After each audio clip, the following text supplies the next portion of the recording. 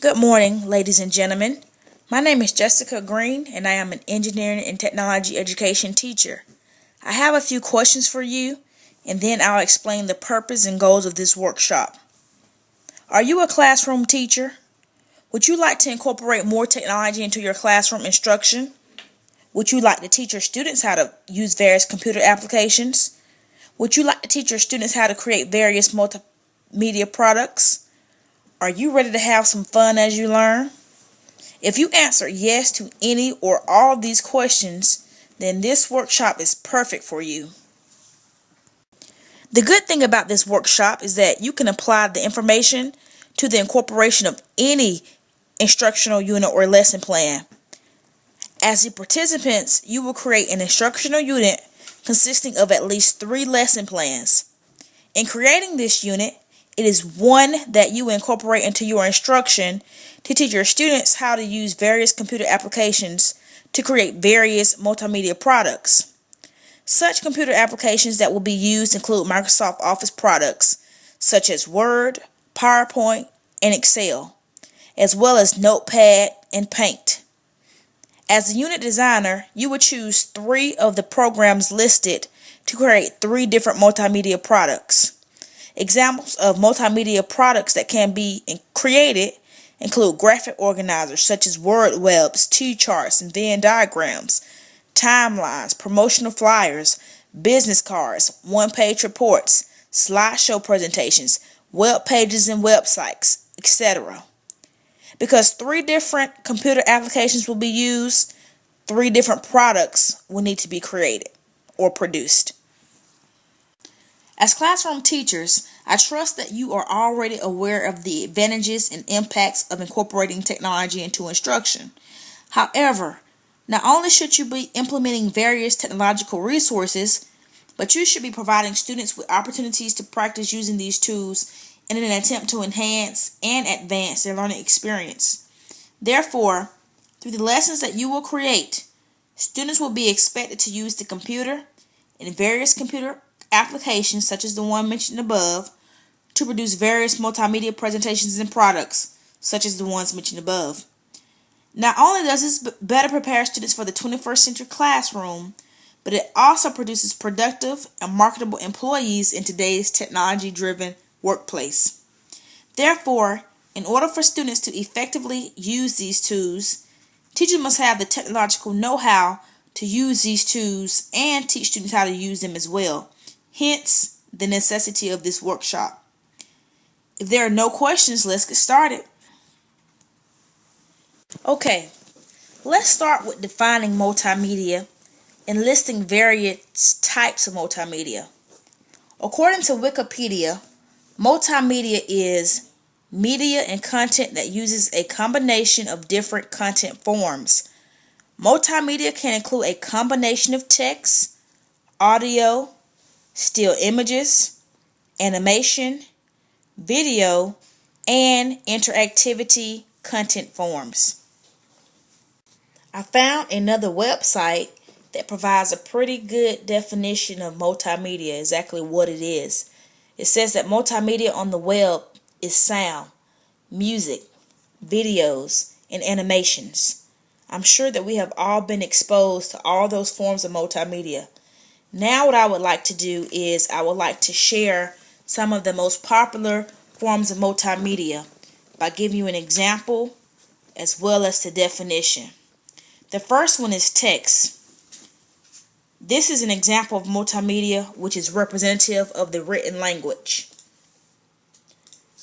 And as you can see, text consists of letters, A, B, C, D, E, F, G, numbers, 1, 2, 3, 4, 5, 6, 7, and also punctuation. The next form of media is audio. This example of multimedia is an electrical or other representation of sound. An example of audio is what you are now listening to. Another example of multimedia is video, which is the system of recording, reproducing, or broadcasting moving videos on or from videotape. An example of video multimedia would be whatever you find on YouTube. And lastly are graphics and images. And these are visual representations, as you can see from the slide.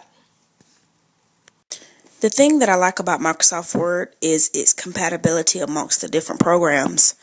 Usually some of the same products that can be produced in one application, such as Word, can also be created in another application, such as Publisher. However, we won't have a chance to cover Publisher today. But examples of such products include business cards and certificates. Again, just as you can create business cards and certificates in Word, you can also do so in Publisher. The first one that we'll start with is Microsoft Word, and it is a word processor tool. Now, as a word processor, it has a variety of uses and applications within the business world, within the educational world, and also, at home. With this tool, you can create memorandums, letters and letterhead, agendas, book reports, essays, research papers, and the list goes on. Also, among Word's features are a built-in spell and grammar check, a thesaurus, a dictionary, and various utilities for manipulating and editing text.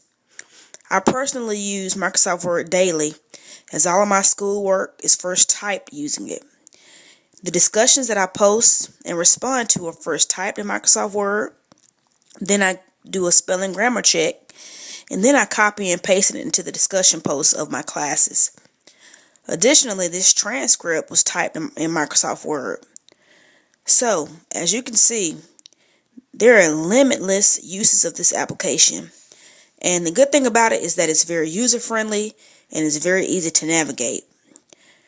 For one who doesn't have any experience or limited experience in word processors, I promise you it is easy to learn.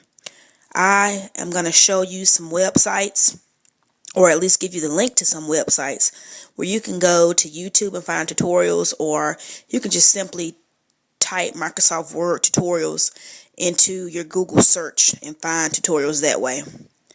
But I promise you, you'll be using Word in no time.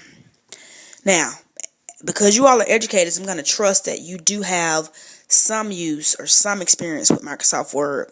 So we're going to go ahead and move forward. The next application that we'll review is Microsoft PowerPoint, which is a slideshow presentation tool. Have you ever needed to present information to an audience using a visual aid?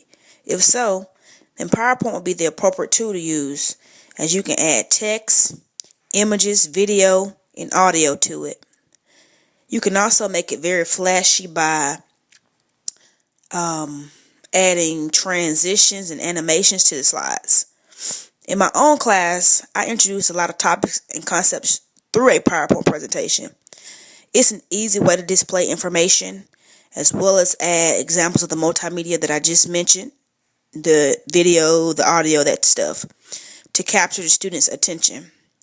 It has the same built-in features as Word, such as the spell and grammar check. The steps to opening and saving, printing, etc. are going to be the same between the two programs as well. Overall, PowerPoint is a one-stop shop to create successful presentations for the business world, in the classroom, or even for personal use. Other uses would be to create a flowchart and graphic organizers. So again, the possibilities or the things that you can do using Word and PowerPoint are limitless. Next is Microsoft Excel, which is a spreadsheet tool.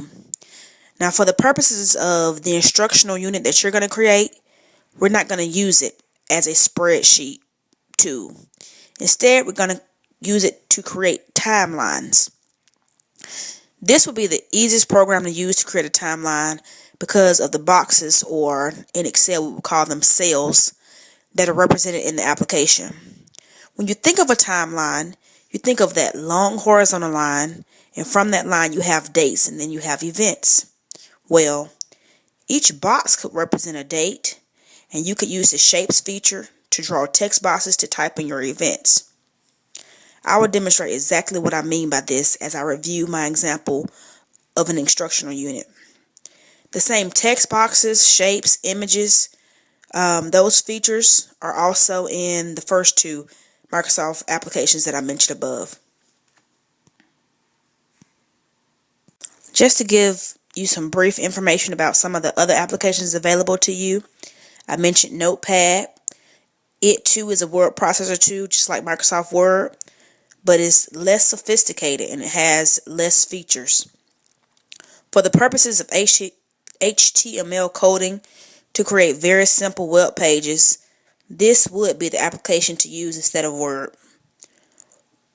Windows Movie Maker. This is a pre-installed application on Windows-based computers, and it's used for video creation and editing. The video that you are currently watching that introduces you to this workshop was created using Movie Maker. You can add pictures, you can add audio, and also video files to create very simple movies, or we would call them videos. Another program like this one that I used, and I found it to be a little bit more user-friendly because it has less features, is Microsoft Photo Store. But remember, because it has less features, it won't allow you to create the same advanced videos as Movie Maker. It too is free and it requires a download. So if you're interested in trying that out, you would just simply go to Google, type in Microsoft Photo Store, and find the link and download it. Again, it's free. And lastly, Windows Media Player is an audio and video playback tool. It too is already pre-installed on Windows-based computers. So, the videos that you create in Movie Maker can be played via Media Player. Furthermore, you can listen to music CDs, and you can even burn or duplicate CDs.